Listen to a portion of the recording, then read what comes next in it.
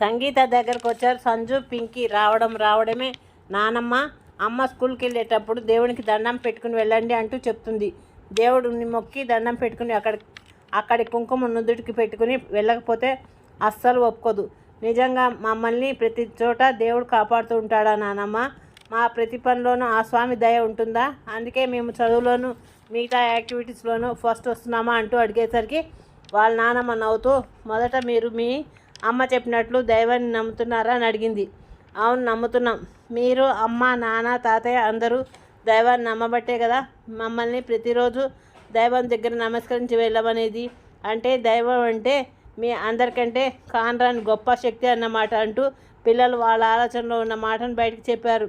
సంగీత కూడా నిజమే పిల్లలు, కొన్ని సంఘటనలు చూసిన వారు దైవం ఉంది అని నమ్ముతారు.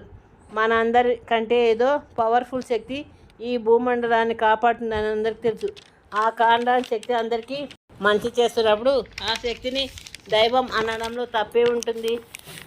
ఎంతటి గొప్పవారని కూడా ఎన్నో విషయాల మీద పరిశోధన చేసేవారు కూడా ఏదో బలమైన శక్తి ఉందంటారు కదా.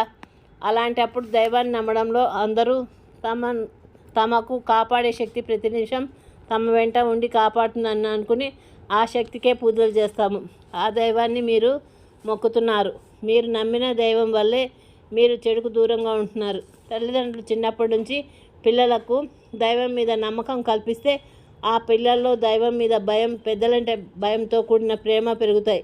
మీలాంటి పిల్లలంతా ఈరోజు దైవం మీద నమ్మకంతో ఉన్నారంటే మీ అమ్మా నాన్నలు మీకు నేర్పిన మంచి అలవాటు వల్లనే అని నానమ్మ చెప్తుంటే, సరే నానమ్మ మేము స్కూల్కి వెళ్తాం బాయ్ అంటూ చెప్పి వెళ్ళారు.